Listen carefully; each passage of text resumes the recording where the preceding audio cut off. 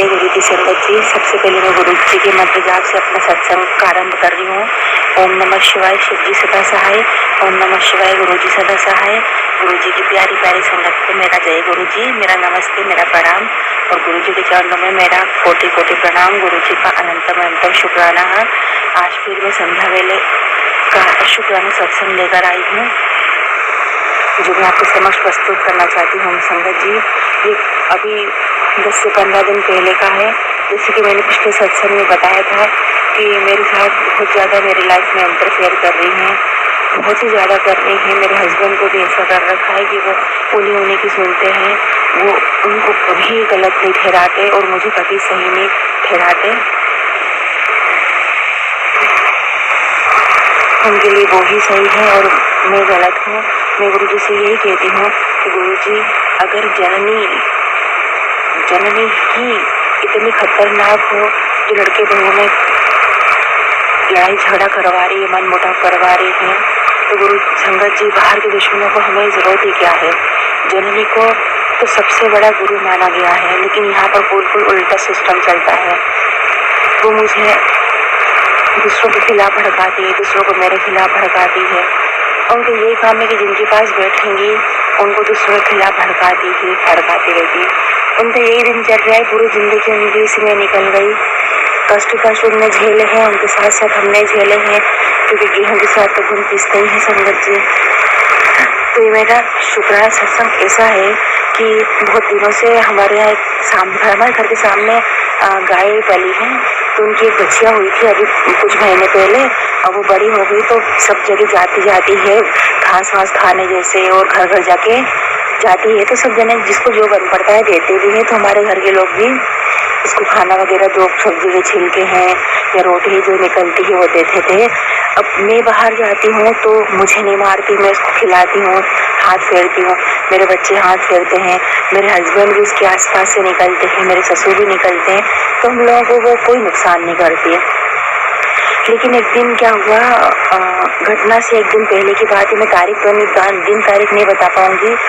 वो मेरी सास किसी कारण से गई होगी वहीं, मतलब वो मंदिर भी है भोलेनाथ जी का, बाल ज्योतिर्लिंग का मंदिर भी है, वहीं गाय भी पली है। तो उनके यहाँ छाछ वगैरह बहुत अच्छी होती है, तो वो छाछ के लिए गई थी कि हमें दे देना छाछ। तो वो जताने गई थी कि दे देना, नेक्स्ट दे देना। तो उस समय भी वो सास को मारने के लिए दौड़ी। तो उस समय तो मंदिर वाले जो भाभी हैं, उनके लड़के ने उसको बचा लिया, मतलब सास को बचा लिया था। माफ करना संगत जी। फिर क्या हुआ संगत जी, और पहले की बात ये बताती हूँ कि वो बच्चिया तो हर जगह जाती है, लेकिन वो चिल्लाती नहीं है, थोड़ी बहुत आवाज़ करेगी और आ जाएगी भाभी घर।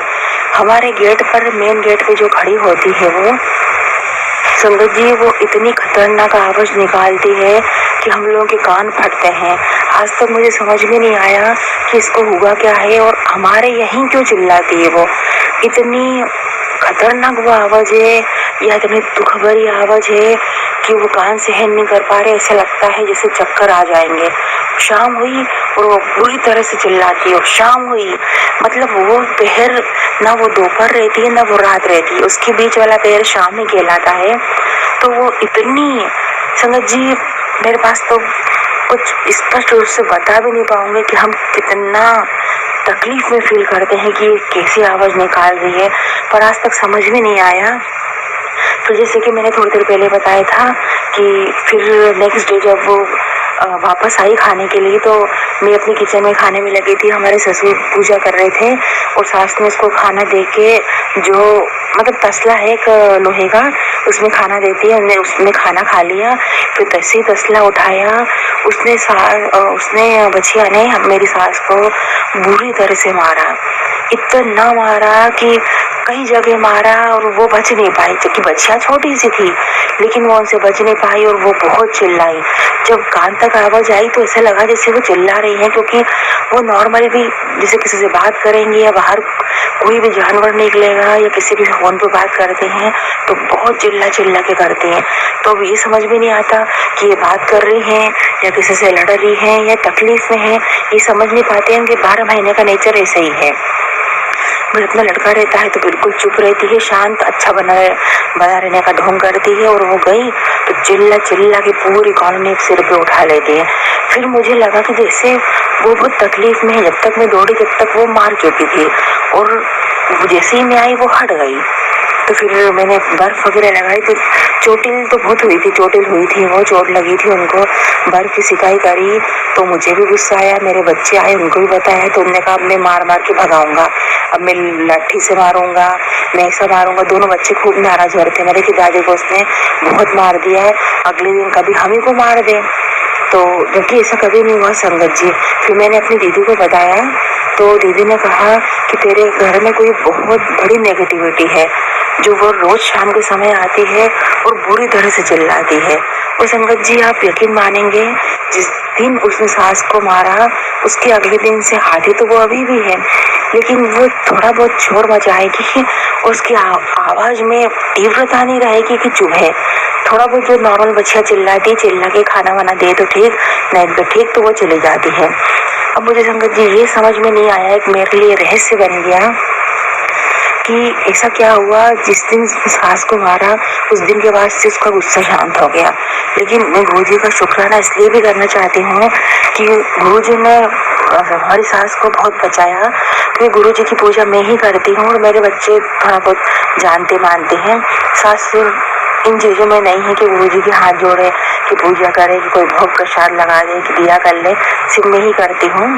तो लेकिन कहते हैं ना कि गुरुजी अगर एक को मंदिर को बड़े मंदिर बुलाते हैं तो वो सब पे अपनी मेहर करते हैं। तो उन्हें पूरी फैमिली को संभाल रखा है, तो उन्हें गुरुजी ने बहुत बचाया। अगर वो बच्चियाँ अगर पेट पे मार देती तो उस समय हमारी सास ढेर हो जाती, क्योंकि हमारी सास के 4-5 पेट के ऑपरेशन हो चुके हैं। अब वो पेट की तकलीफ सहन नहीं कर पाएंगे, अगर उनको पेट में तकलीफ हुई तो। उनने बहुत पेट बचाया, उनको यही डर था कि अगर बच्चियाँ पेट पे मारेगी तो कुछ बुरा हो सकता है, लेकिन गुरुजी ने उनको बहुत बहुत बचाया। वो बचे तो हम लोग बचे, गुरुजी का अनंतम शुक्राना है। लेकिन मुझे ये समझ में नहीं आया कि हम 6 जनों के परिवार में सिर्फ सास को ही क्यों मारा, और बहुत मारा संगत जी। इतनी छोटी सी बच्चियाँ अगर किसी को मारेगी तो कोई भी उसको भगा देगा, धक्का मार देगा, कोई भी बच जाएगा कि बच्चियाँ छोटी है, सास क्यों नहीं बचा पाई। मुझे ये आश्चर्य हो रहा है, और उन्हीं को क्यों मारा।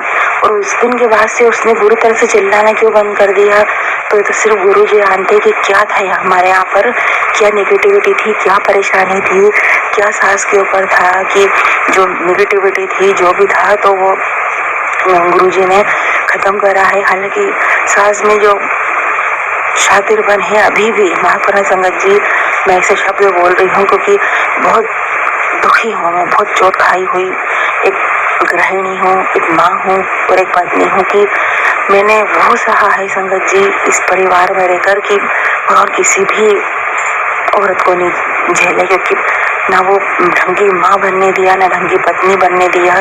इसने हमेशा अपनी इतनी मोनोपाली करी कि मैं ही मैं गलत रही। तो इतनी मतलब हमारे सास की चालाकी हालांकि अभी भी खत्म नहीं हो रही, तो वो तो गुरुजी को छोड़ा है। गुरुजी कब सही करेंगे तो गुरुजी जाने, उनकी मेहर कब होगी।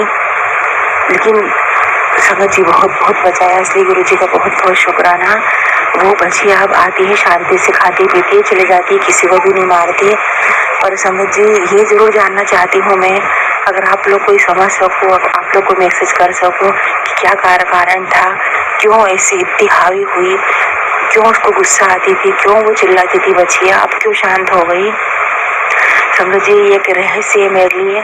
आप लोगों के किसी के साथ ऐसा हुआ हो, जिसे कहते हैं ना कि जो गाय होती हैं, जो जानवर होते हैं जिसमें मेन गाय होती है और जो डॉग होते हैं, इनको निगेटिविटी बहुत जल्दी दिख जाती है।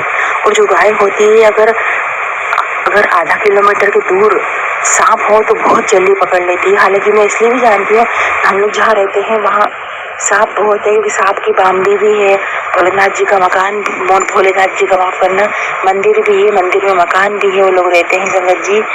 तो आज के लिए फिलहाल संगत जी इतना ही। संध्या वाले का शुक्राना सत्संग था कि उन गुरु जी ने मेरी सास को बहुत बहुत बचाया, नहीं तो बहुत तकलीफ में वो आ जाती, और वो आती तो ऑफिशियली हम लोग भी आते। तो मेरा सत्संग इतना ही था। गुरु जी का शुक्राना करती हूँ, और गुरु जी से मैंने कुछ अरदास भी करी है तो गुरुजी बस मैं इंतज़ार ही कर रही हूँ कि वो मेरी अरदास कब पूरी होगी। और शारीरिक कष्ट भी हो रहे हैं गुरुजी, मेरे को संगत समझ में नहीं आ रहा संगत जी। अभी जब मेरा मैसेज टाइम आया था, जिसे मतलब पीरियड टाइम बोलते हैं, तो बहुत ज़्यादा मात्रा में हुआ संगत जी। मतलब कि मेरा एक हेवी वाला जो मैं ब्रेड का पैकेट लेती हूँ वो एक ही दिन में ख़त्म हुआ, जबकि वो 2 बार चल जाता है मुझे 2 महीने, एक ही दिन में ख़त्म हो गया। उसके बाद से कल तक मुझे इतने चक्कर आए, इतने आए कि खड़े होते नहीं बना। फिर जल प्रसाद तो खैर गुरुजी का ले ही रही थी, आज फिर मैंने अरदास करके लिया, तो आज मेरा दिन अच्छा गया है, कोई तकलीफ़ नहीं हुई गुरुजी। बहुत मैसेज हुए हैं, बहुत मैसेज हुए हैं गुरुजी। बस मैं यही चाहती हूँ 1 दिन 2 दिन हुए फिर बंद हो जाए, 3-4 दिन बाद मैं भोग प्रसाद लगा पाऊँ और 7वें दिन से मैं पूजा कर पाऊँ गुरुजी। इतना लंबा टाइम पीरियड मुझे नहीं चल पाता, ना मैं जल प्रसाद दे पाऊँ, ना चाय प्रसाद, ना कुछ भोग दे पाऊँ।